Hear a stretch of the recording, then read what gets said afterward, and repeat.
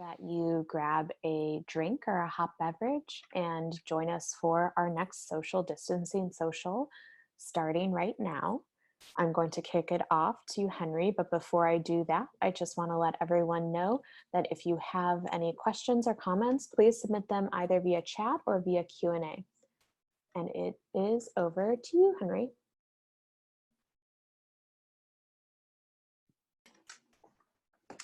Is Henry Grabar. I am a staff writer at Slate. I write about cities. Welcome to another social distancing social from Future Tense, partnership of Slate, New America, and Arizona State University. Today, we are going to be talking about the future of work and specifically whether we are currently in that future here in our home offices.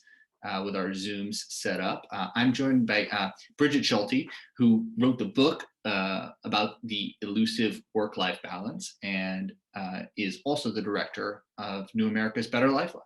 Hi, Brigid. Oh, hey, hi. Sorry, I was trying to take myself off of mute, but somebody did it for me, so thank you. Hey, great to be here. So you're kind of the perfect person to be talking to because you've spent years studying how people work. And obviously we're in the midst of a dramatic shift right now. Millions of Americans are working from home. I guess the first question is the biggest one, which is this here to stay? You know, it's a great question. And I think the first thing too, that we all need to acknowledge is that not everybody is able to work at home or is working at home. And we really need to make sure that in this conversation, we also call out the healthcare workers who are not able to work remotely, the delivery workers, the grocery store workers. You know, that adds another dimension to this whole question of future of work.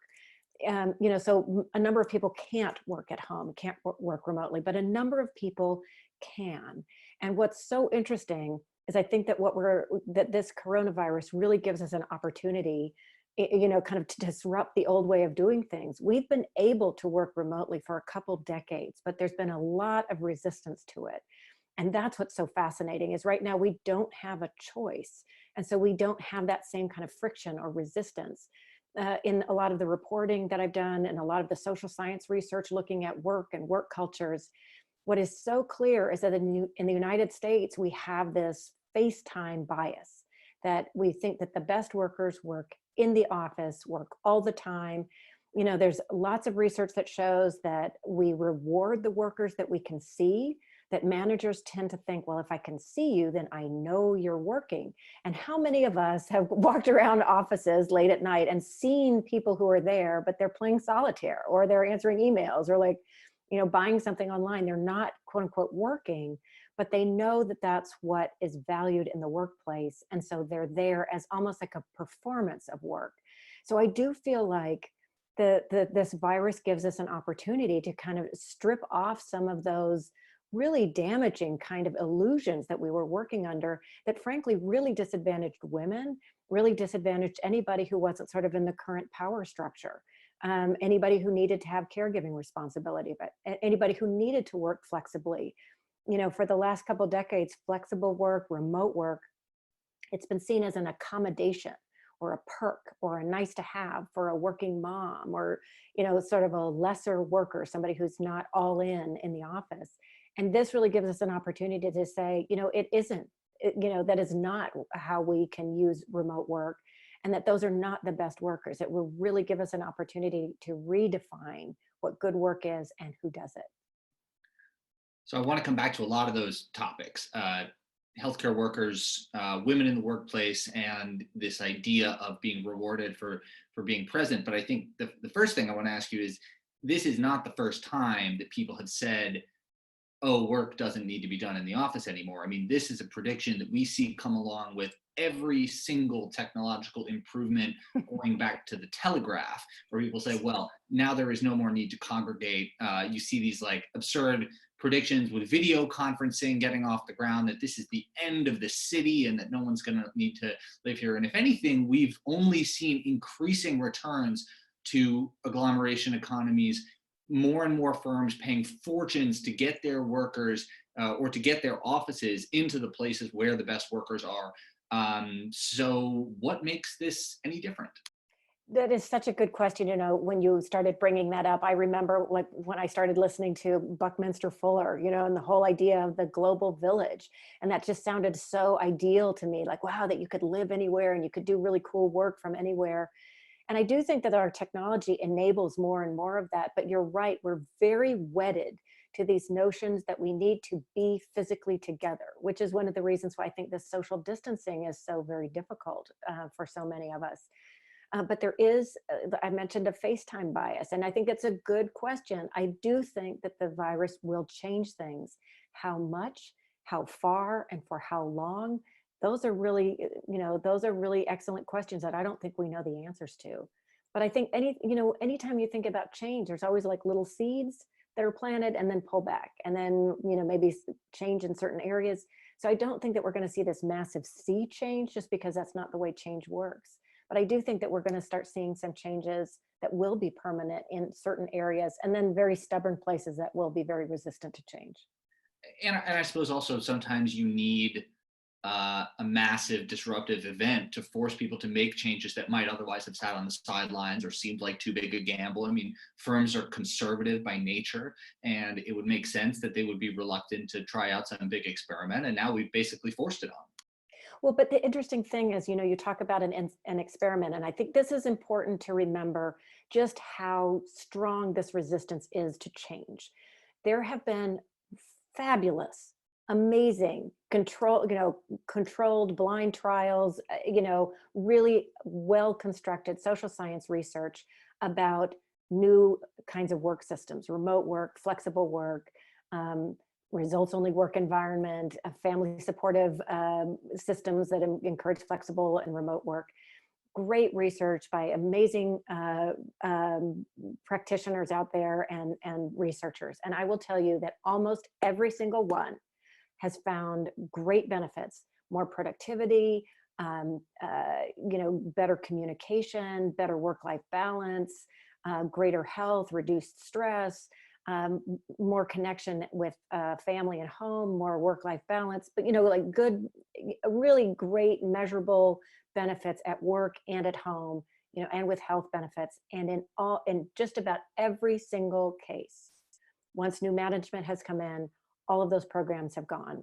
They're flushed. They're like, oh no, all hands on deck. We're going back to what we know. So even in this pandemic, in this crisis, it's almost like it'll act like a gigantic exposure therapy for a lot of people who've never had this kind of experience before. I think, honestly, I think workers have known that they can work this way. They've needed time to have concentrated work.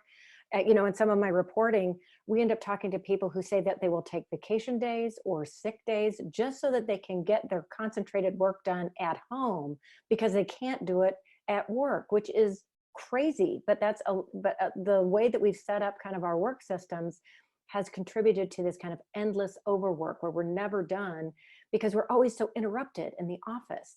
So that if we're going to really do our concentrated work, people do it in off hours, so that work kind of has spilled over into all aspects of our lives. And so this is another opportunity to see how work spills over when you're here. I'm in my home office, you're in your home. It's very difficult to set those boundaries. And yet, part of what's happened is that we have these old systems which value FaceTime and coming together and the old-fashioned meeting, clashing with these new systems of email and tech where you can work in asynchronous fashion. You don't have to be together to do good work. And what we've done in the last probably 10, 20 years is that we're doing both of these systems at the same time. They're clashing. We don't know how to do them, either one of them, very well. And that's what's contributed to so much overwork and craziness. And so maybe this gives us an opportunity to see they're two different systems, and maybe we can learn how to work more strategically and effectively and recognize we need to toggle between collaborative time, being together physically or however, and then also time off in a way where you can actually put your head down and actually get your work done. Right. I was reading a study that suggested that one of the reasons that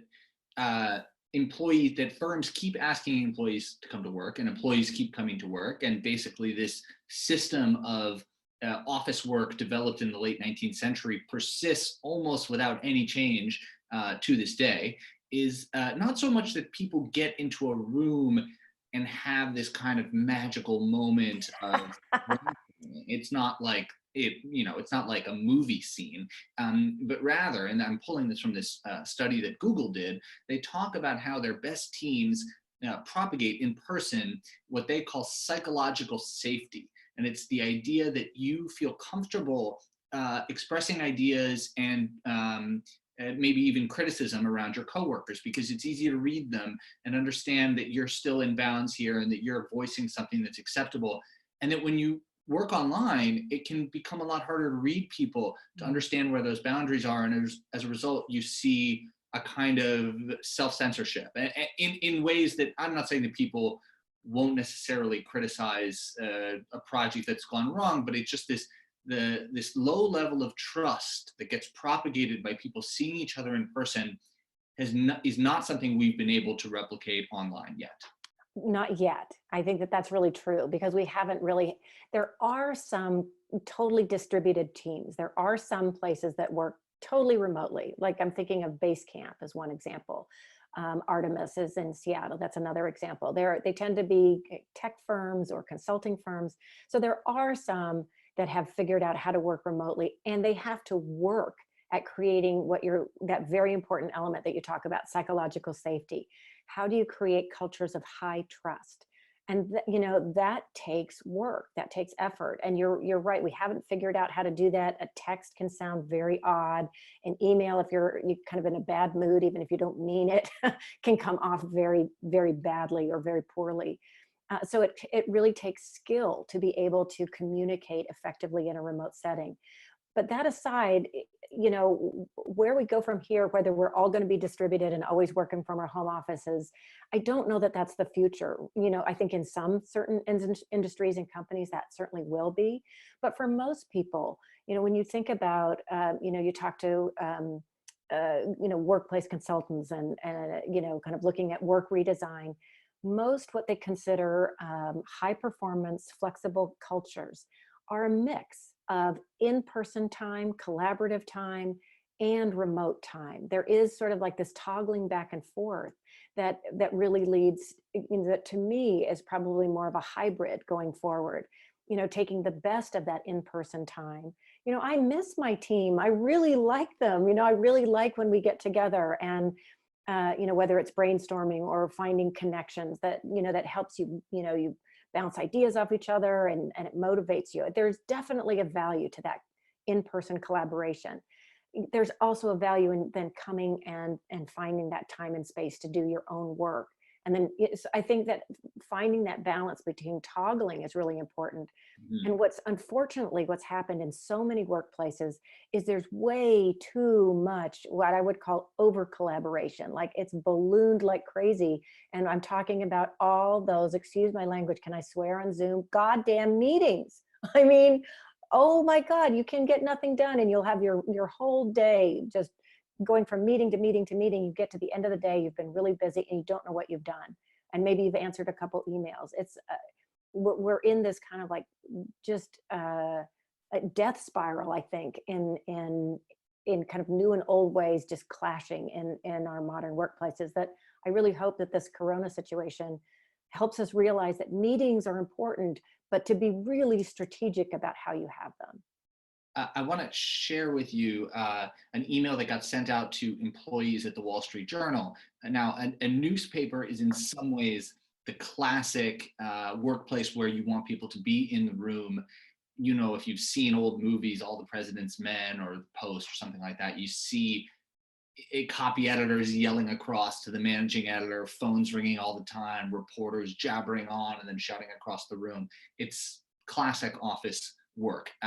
Now, here is what the editors at the Wall Street Journal told their employees when the coronavirus shutdown happened. They said, when you're working from home, you should respond within just a few minutes to Slack or Google Hangout messages. Make sure your cell phone number is readily accessible. Keep your phone's ringer turned on and answer it when it rings. Now is not the time to be screening calls. And so on.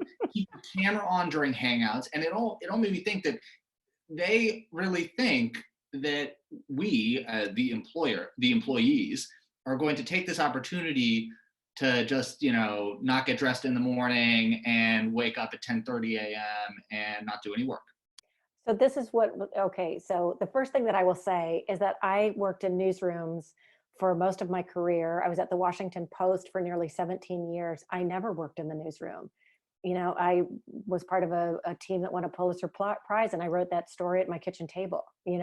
So I don't think that you have to, I've seen all of those old movies, but I didn't work that way. And frankly, it's really difficult to concentrate when you got people yelling and slamming down phones. So I think that some of that is a nostalgia for how we think we should work. And I think that you raise a really, really good point. When you send out an email like that, you really I'm not sure I'm going to pronounce this right, infantilizing your employees. You're not signaling that you trust them. You're not signaling that you think that they're going to do the right thing and do good work. Who cares if you get up at 10:30 in the morning? Who cares if you're in your pajamas? If the mission of your work is to write a report and write a kick-ass piece and get it in by the 5 o'clock deadline, who cares if you're in your pajamas when you do that or not? I think this is what I'm hoping that the coronavirus will help us strip away some of these really outdated notions about what we need in order to do good work. Have you seen any examples of employers trying to keep tabs on their employees as they work remotely, trying to find a way to basically replicate in the home setting what they've been able to do in the office, which even if you think is basically BS, they can still kind of look out from the corner office and see all the heads in the cubicles and know everyone's at work? Well, there are examples. I've spoken with people who are doing a lot of consulting with companies, and they're trying to figure out how to make this change. And that's the first thing that these consultants will say, that a lot of managers, a lot of CEOs will say. It's like, well, how will I know? How will I know people are really working? And then the response back to them is like, well, how do you really know they're working when they're in the office? Yeah, how do you really know? How do you measure what work is? And I think this is what the coronavirus is showing us, that in so many of our workplaces, we don't really measure work. We measure face time and presence. So if you're there, then I assume you're working. And then we measure hours. So if you're there for a long time, then I assume not only are you working, but wow, you must be working really hard. This is something that I ran up against because I have worked remotely. I've worked in bureaus, and then I've worked on my own. When I had kids, I would sort of sneak around and work remotely. And I do think that it hurts you, in our FaceTime culture. There's a lot of plum assignments that get handed out in hallways. There's a lot of that kind of, interstitial chit chat. So there is a value to that. So I recognize that I made a calculated choice in doing that. But at the same time, what is my mission? My mission is not to kind of have chit chat in the office. My mission is to really report and write great stories. And so that's what I think coronavirus is forcing managers. It's forcing them to think much harder about what are realistic metrics in terms of how to measure good work. I see myself in the monitor and I sound angry, and it's because I am angry because this is really what's kept women back. This is what's kept people with caregiving responsibilities back. There's research that shows that if you walk by a man's empty office, you automatically think, oh, wow, he's out. He must be out on an assignment. He's out with a client. You walk by a woman's empty office and you automatically think, oh, she's home with her kids. She's a slacker. She's not working hard. And when I worked, I still work remotely quite a bit. The research shows you actually work longer hours. You actually work harder, and you're actually more productive when you're working remotely. And I don't think that's necessarily a good thing. I think part of the reason that happens is because you know that you're at a disadvantage in a FaceTime culture. And so you're trying to overdo it to show your commitment. And so maybe this is another thing that coronavirus can also strip away, this kind of ridiculous mask that you can do good work in your pajamas. And on my team, we say I try to, walk the talk. So I believe in a flexible and remote work environment. I believe in coming together to collaborate. And the way that you have to operate is be really clear on what your mission is, be really clear on what your priorities are, be really clear on your roles and responsibilities and who does what, when your deadlines are, and what your standards are that you expect. And then you trust people. You have to have a high sense of trust to let them go and do their thing. I had an intern who came in one day, and she'd been at the doctor and she was really stressed out. And she goes, I'm so sorry I came in late. And I looked at her and I said, in a high performance, flexible culture, there is no late. Just do your job. I want to ask you about this, the gender issue here. The typical working pattern in this country has been, since the rise of the dual earner household, that American women have made career sacrifices for childcare. Do you think that the perceived acceptability of working from home would help women in that position maintain their professional ambitions, or I guess at the same time, would that help men spend less time in the office and spend more time doing the domestic work that they often neglect in favor of their professional lives? Well, I think what's really important to remember here when we're talking about remote work and why there's been a resistance to it, not only there's this FaceTime bias, but a lot of remote work policies sprang up in the 1990s as part of women's initiatives. Once we had the technology, if you look in most work environments, it was sort of thought of as an accommodation, like for people on the mommy track. Oh, well, we've invested in these women, so maybe they're not going to get to the C-suite, but we don't want to lose them, and our numbers are going to look better if we keep them. So the remote work was sort of seen as a way to kind of sort of throw a bone to women, so to speak. Oh, I had no idea. Well, then what ended up happening is then that it became really siloed and it became so gendered that if you were a man, you were actually more punished if you actually asked for those kinds of policies.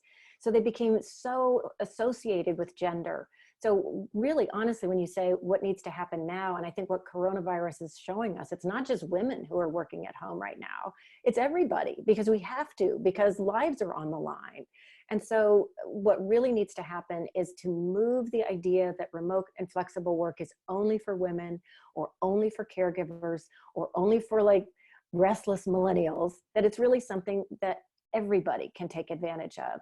And when you look also, women tend to use the more formal policies, but when you ask like BLS and other surveys, like who's working remotely or who's working flexibly, who does is men. Men do a lot more flexible work. When you think about, the CEOs, they're off on the golf course. They work very flexibly. They often work from home, and so I think we need to kind of have this reimagining of what flexible and remote work is and make it available to everyone. That changes the way that we think of who's a good worker. It also enables more people to share more fairly at home because, the research is clear. Women are still doing twice the amount of housework and childcare that men are. And, a lot of times people blame men for that and, oh, aren't they terrible? But you know what? It's very difficult for men to make any other choice right now when our workplaces are demanding that they be all in 24/7 or that they face this kind of, flexibility stigma or bias. Right. I want to ask you about something you said earlier, which was that you told someone that there is no late, and that makes me wonder, as we shift from a 9-to-5 culture, which is about showing up at the office, being there for a certain amount of time, putting the work in, and then going home, towards one that's more oriented around fulfilling tasks and actually showing accomplishments.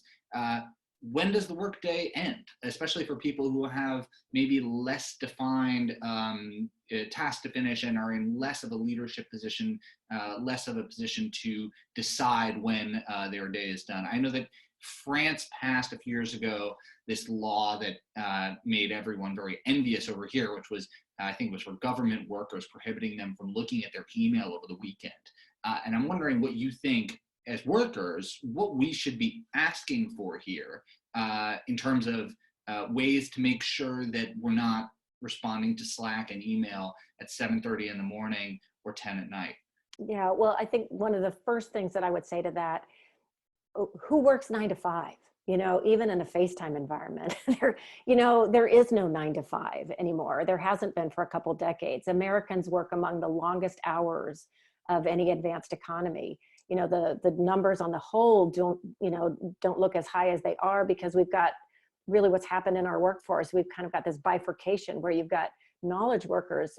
Really, when you look at the time diary data from the 1980s on, the hours for knowledge workers have just gone up and up and up. Crazy. Like we do more overwork than most other places. And then lower wage workers, the hours have gone down, so that now we have this sort of fictional middle that nobody works in between. But, you've got a lot of underwork for lower wage workers. But to that point of like, when does the workday end? You could say that right now. When does the workday end? When you have these overwork cultures that are expecting FaceTime and then expecting you to log back on in the evening. So I think it's a bigger question, that it's not just the coronavirus, it's not just remote work. We need to be asking of our work systems, our workplaces in general, how much is enough? When are you done?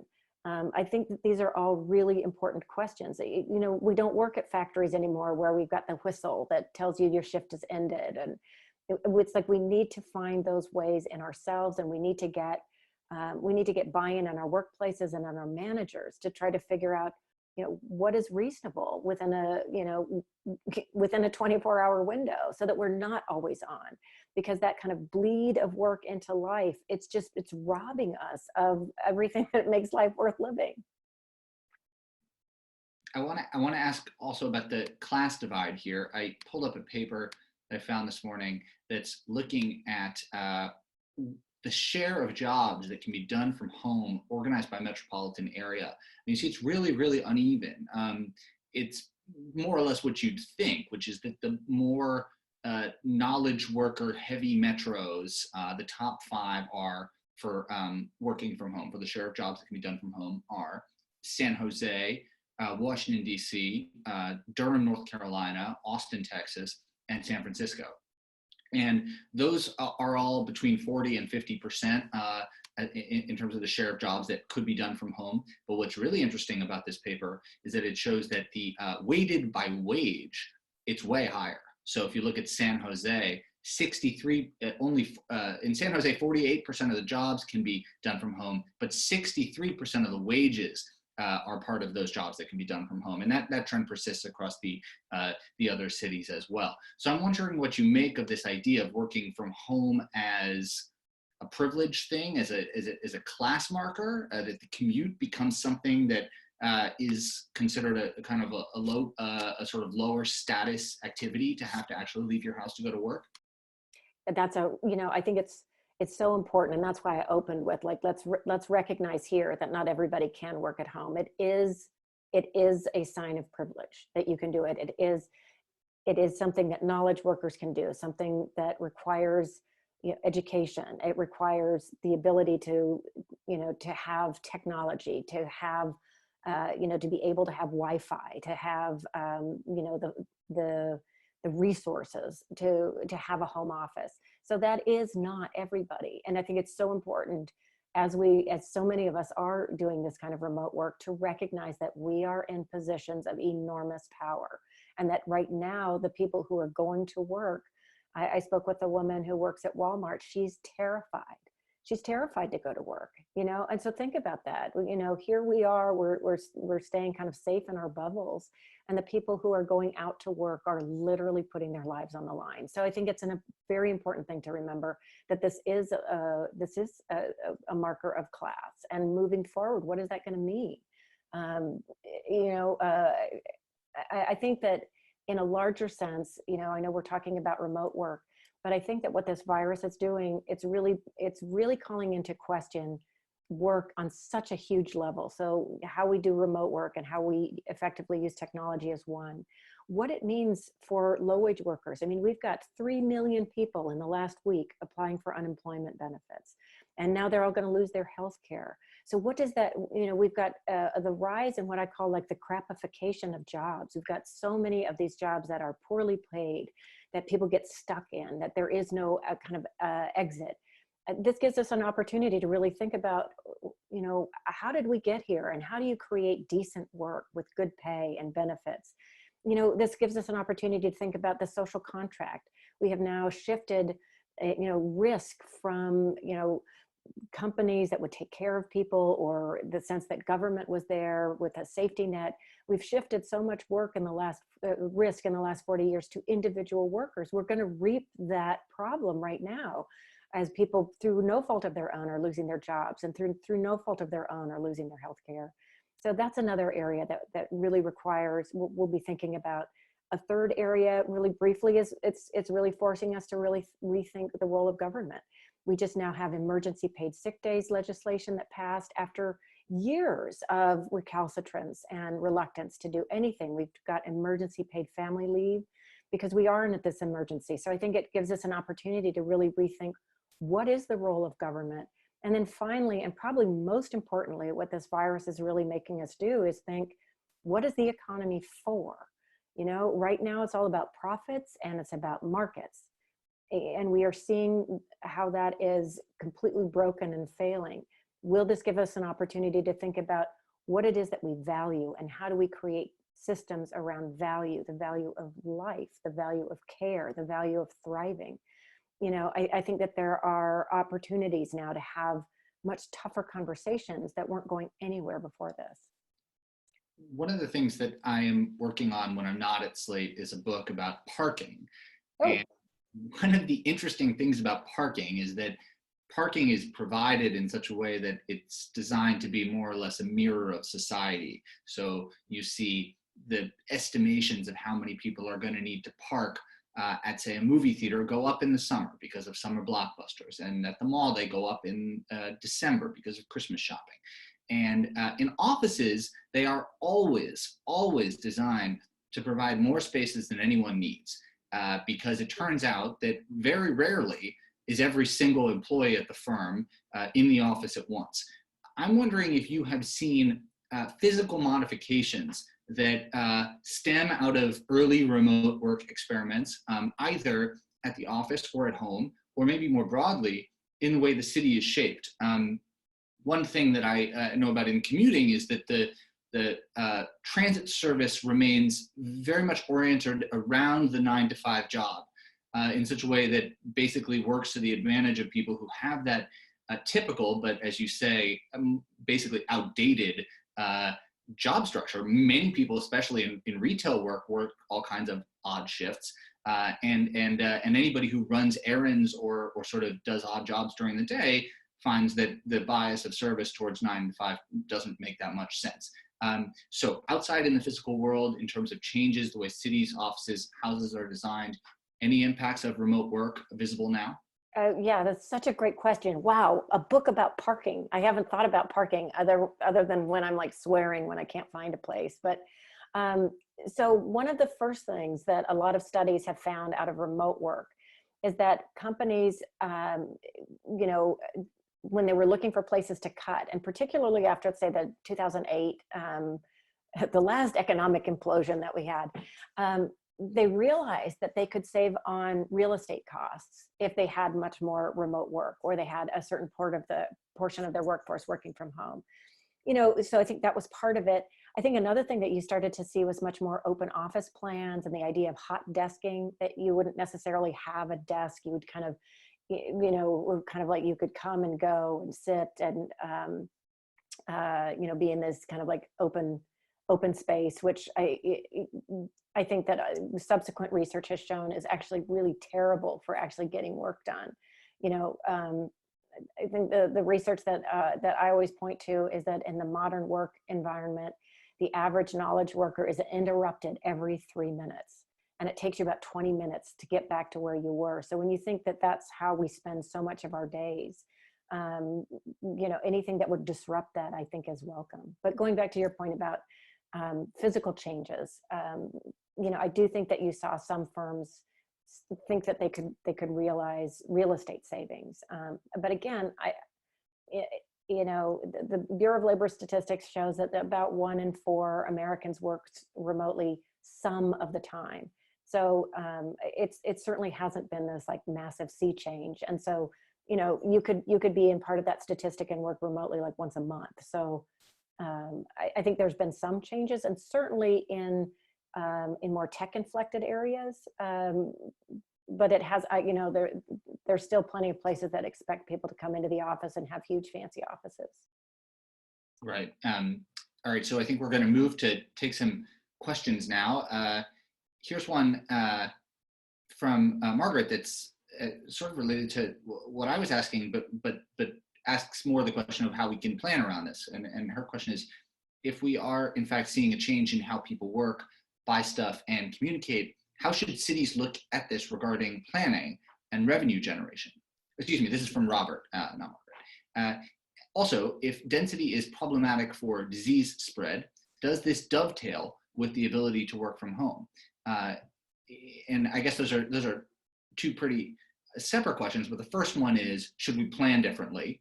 And the second one is, should we plan differently based on thinking about disease, or is the sort of reckoning we're having now more or less actually independent of the sort of virus problem that we're dealing with?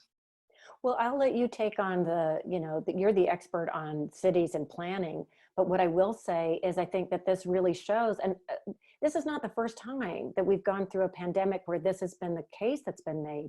We need to have much better infrastructure to enable people to work from home more easily, to enable schools to continue, because we have, there are natural disasters, there are storms.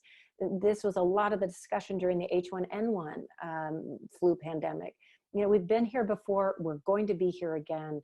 It really behooves all of us to have the infrastructure and the physical infrastructure with Wi-Fi and all of that, but also the planning infrastructure for teams to do the hard work to try to figure out, well, what does that look like when we transition?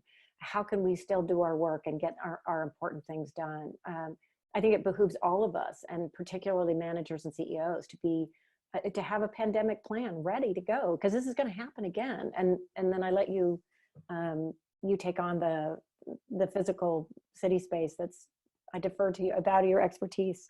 Well, of course, I have no idea what the answer is, but I will say that many activists have long thought that 9 to 5 transit planning oriented towards weekdays and towards white-collar office commuters makes no sense, and puts service workers at a huge disadvantage, childcare workers at a disadvantage, people who work odd hours. So there is a movement to try and move away from that kind of planning. I will also share an anecdote that I heard the other day from Robert Fogelson, who's a historian. He wrote a book called The Great Rent Wars, which was about the rent strikes in New York City in the 19-teens and 20s, which led to the nation's first rent control laws. And one interesting thing that happened then was that the laws were only applied to residences and not to offices. Now, the landlords trying to raise the rents would often say, but you use this apartment as an office, because in those days, you did have many people who would work from home. Obviously, they weren't knowledge workers. They were more likely tailors or pickle makers, or, all kinds of weird early 20th century jobs that people did from home. And landlords would spend a lot of time trying to root out exactly who was working from home, because if they were working from home, then they could raise the rent. Oh, wow. That's really interesting. Let's see. So we have another question here. This one is from Gabriella. She asks, what about not having supplies or technical equipment to work from home? Academics are suffering from that right now. Yeah, I mean, I think this is all part of, being prepared for something like this to happen. I think it behooves managers, CEOs, workplaces to be thinking like, what do your people need at home, and how can you help them get that? So it's not, my neighbor next door, right before, I live in Virginia, so we just had our stay-at-home order that came out last night and ran out to go get a printer, and I'm sure that wasn't,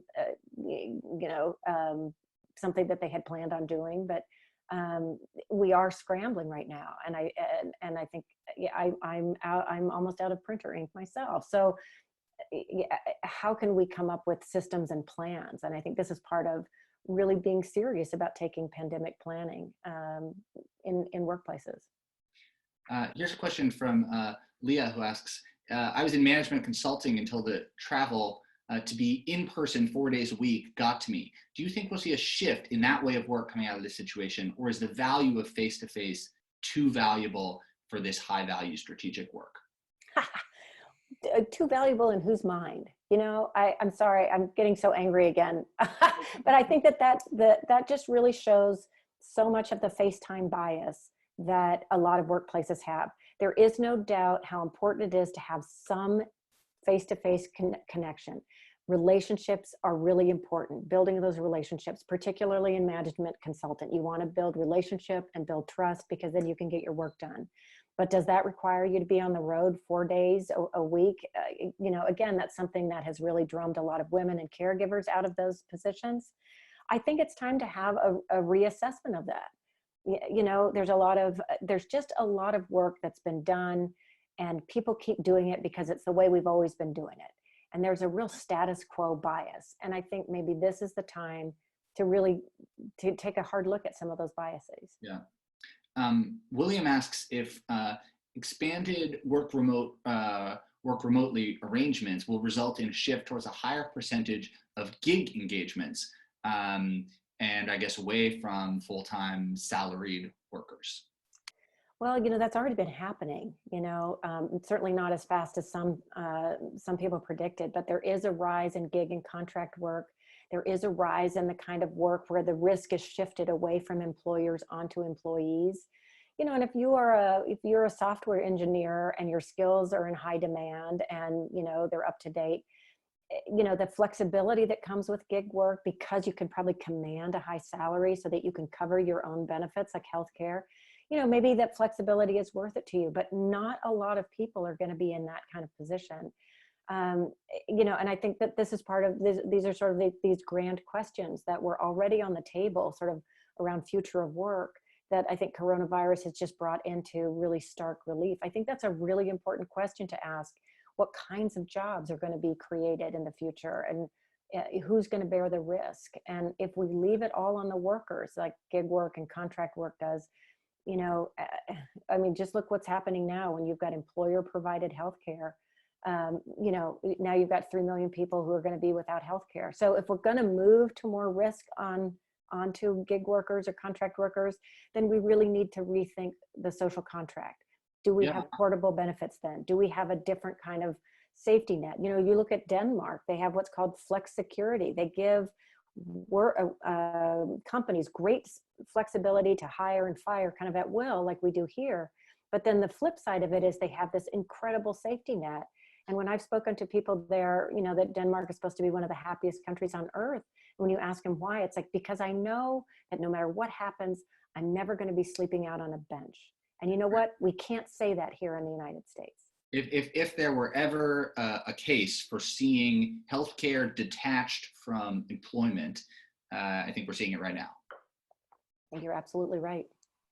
Here's a question from Ty, who asks, body language and nonverbal communication is powerful in an in-person environment. How can we make sure there's space for emotional communication on the web? And I think this gets what I was asking earlier. Like video conferencing is good. We're having a nice conversation, but it's still no substitute for reading someone's language in person. And what have been the best ways you've seen that sort of recreate that vibe and allow people to sort of ascertain what those cues are and so forth? Well, I think you're absolutely right. There really is no substitute for that in-person communication. And human beings, we're social creatures. We will always crave that. That is how we communicate and connect best. So I think that we have to recognize that right now we're in a crisis situation. So we don't have the opportunity to kind of toggle back and forth between, you know, remote isolated work and collaborative in-person work. I think that kind of hybrid work is honestly, some kind of hybrid is really the ideal. But while we're in this bizarre and awful kind of pandemic situation, there are some things that you can try to do to kind of create hallway moments or those kinds of connections. And people are already doing it. And that's, you know, hosting virtual happy hours where you're not talking about work, where maybe you're not in your office. If you've got a laptop, you go somewhere else. If you're in your pajamas, you stay in your pajamas, you know, you have a beer, I'm drinking tea, you know, make it informal. You can even, there are some teams that are really good at it. They've had like baby showers online and they play games online. There are ways to kind of create connection, recognizing that it's imperfect and that it is different than in person and it can't replace it, but that there are things that you can do to try to create more of that psychological safety and connection that are really so critical for trust, for being able to work together, and also what we humans need. Here's maybe a final question from Nabina, who asks, can you forecast a bit about the care economy? For those who relied on daycare for children while working, why is it assumed now that they must care for their children while working at home during the pandemic? And is there a smart solution for working mothers that doesn't involve having to resume childcare responsibilities when they work from home? Yeah, no, this is a really important question. And I would say that it's also interesting. It's also important to see how things are shifting. That past research would show that if women worked at home, they did all of the childcare and housework too. And that if men worked at home, they didn't.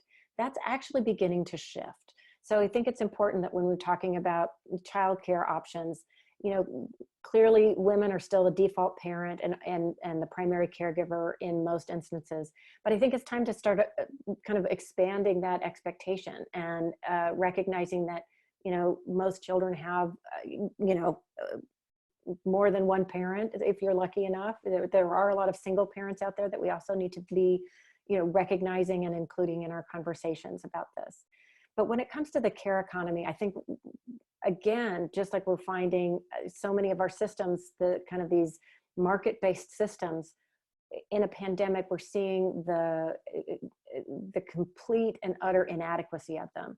We have a care economy that does not work right now, with parents paying way too much for childcare, with providers who are working on razor thin margins, and caregivers who are earning poverty wages. That is not a market that works. And it doesn't work normally in non-pandemic times, and during a pandemic, it's just showing how broken it is. And if nothing else, then it's an opportunity to have these conversations about well, what kind of system would work? And then on the flip side, you look at the elder care, and you've got, we need so many of these care workers. And again, they're making poverty wages. We don't pay them well. We don't treat them with respect or dignity. How can we, again, reshift what we think of as valuable, and how can we create decent work, for the caregivers? How can we value the mothers, the parents, and the work that they do, as well as the unpaid labor? I think right now, in a crisis where you've got so many kids at home and you've got people who are expected to work and take care of or homeschool their children, well, then I think that managers need to understand. And this is not happening. I was just talking with a single mom whose work said, oh, you should be able to manage working and caring for your kids. And they're 1 in 3.